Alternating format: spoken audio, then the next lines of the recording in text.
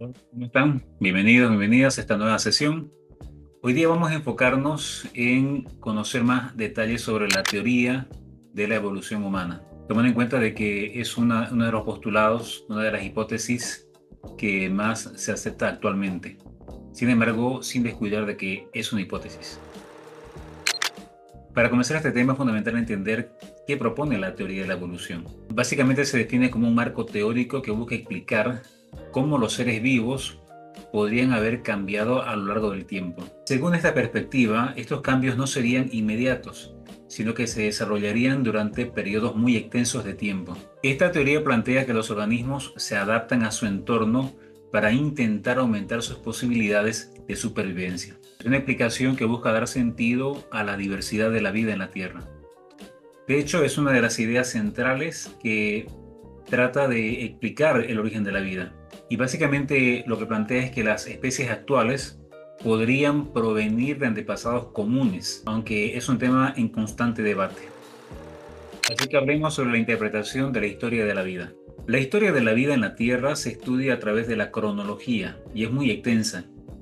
Para facilitar su comprensión, suele compararse con un día de 24 horas. En este esquema propuesto, la mayor parte del tiempo correspondería al periodo precámbrico, y bajo esta escala, la aparición del ser humano se sitúa en los últimos minutos de ese día.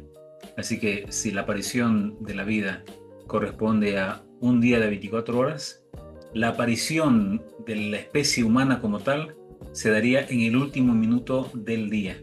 Esta comparación se utiliza para ilustrar que dentro de los modelos geológicos, la presencia humana se considera realmente muy reciente. Hablemos de los homínidos. Los homínidos son un grupo de primates donde la teoría evolutiva incluye a supuestos antecesores del ser humano. Se categorizan así por características como la bipedación y también por caminar erguidos. También se les atribuye un desarrollo en el uso de extremidades superiores y capacidad intelectual. Estas clasificaciones marcan la diferencia que se hace en los estudios biológicos respecto a otros primates. Diversos modelos sitúan el origen de los primeros homínidos en África. Por ello se suele referir a este continente como la cuna de la humanidad o la cuna de la civilización humana. Los hallazgos de restos óseos en África Oriental son las piezas que se utilizan para intentar reconstruir una posible historia de la evolución humana.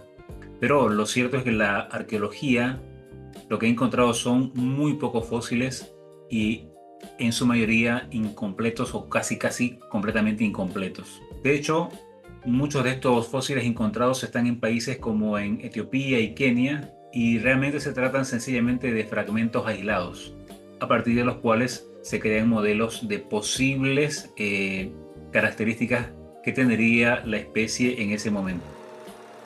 La teoría de la evolución por selección natural fue propuesta por Charles Darwin en el siglo XIX. Esta hipótesis explica cómo las especies podrían cambiar mediante la supervivencia de los individuos que mejor se ajustan al entorno. Según Darwin, estos individuos tendrían más posibilidades de reproducirse. Es importante recordar que esto es una teoría científica, es decir, es un modelo explicativo basado en observaciones, pero no en hechos comprobados de forma absoluta. De hecho, Darwin desarrolló estas ideas a partir de sus observaciones durante un viaje que hizo en el barco Beagle. La teoría plantea que a lo largo del tiempo, estos grupos se habían desplazado desde África hacia otros continentes. Este proceso se denomina migración humana en el registro histórico. Se supone que durante estos traslados, los grupos debieron adaptarse a diferentes climas. Estas adaptaciones habían generado cambios físicos y culturales que hoy día observamos según este modelo. Hablemos de uno de estos homínidos, el Australopithecus, que podríamos preguntarnos en este sentido, si fue un antepasado o realmente era una especie distinta. Bueno, los Australopithecus son identificados por la teoría como algunos de los primeros homínidos. Los restos encontrados indican que caminaban erguidos y habitaban en África. Tenían un cerebro del tamaño muy reducido en comparación con el cerebro del humano actual, más similar a los simios, lo que genera debate sobre si son realmente parientes del ser humano o especies de primates extintas. Una de las especies más citadas es el Australopithecus afarensis. El ejemplo más famoso es Lucy, un conjunto de fósiles descubierto en el año 1974. A partir de estos fragmentos óseos se ha inferido información sobre su capacidad para caminar erguida. Bueno, lo cierto es que aunque Lucy es un referente, no se encontró el esqueleto completo, por lo que su reconstrucción es en parte una interpretación basada en la teoría.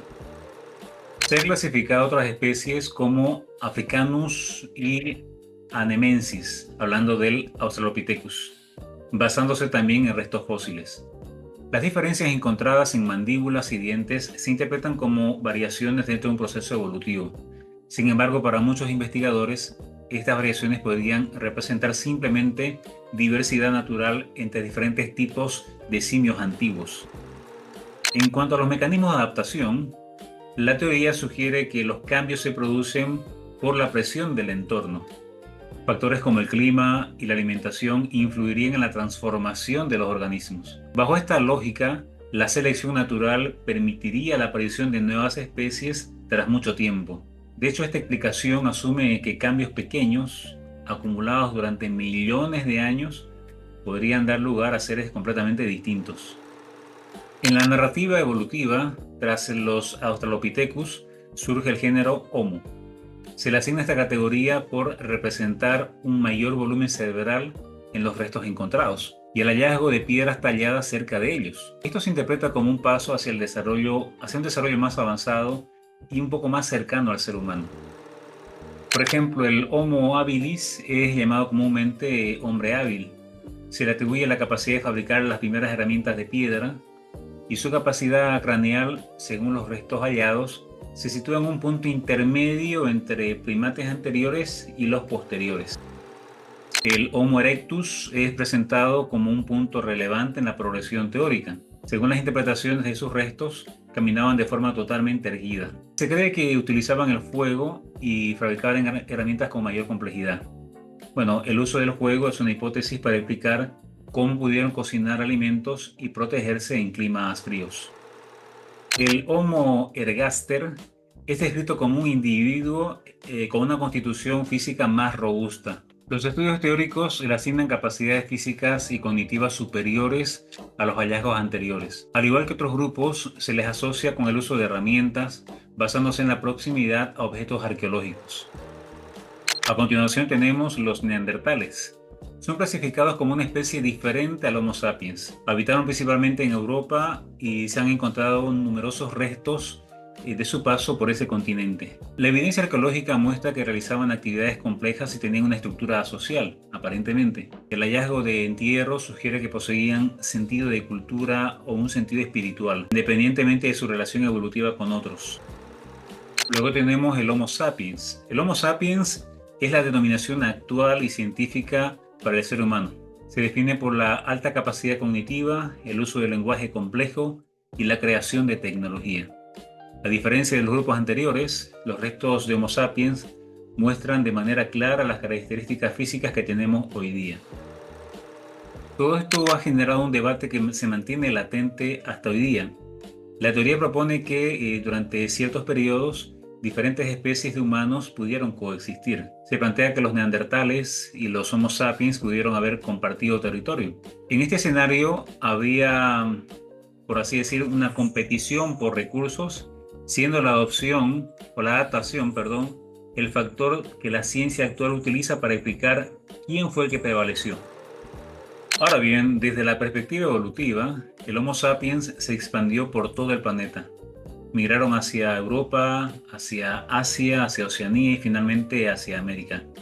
Esta expansión es la base que explica la formación y diversidad de las culturas humanas a lo largo de toda la geografía mundial. Ahora consideremos el misterio del lenguaje. El desarrollo del lenguaje se considera un pilar fundamental en la historia humana. Permitió la cooperación organizada y la transmisión de conocimientos de una generación a otra.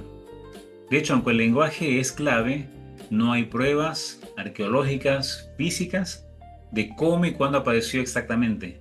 Es una de las grandes preguntas de la antropología.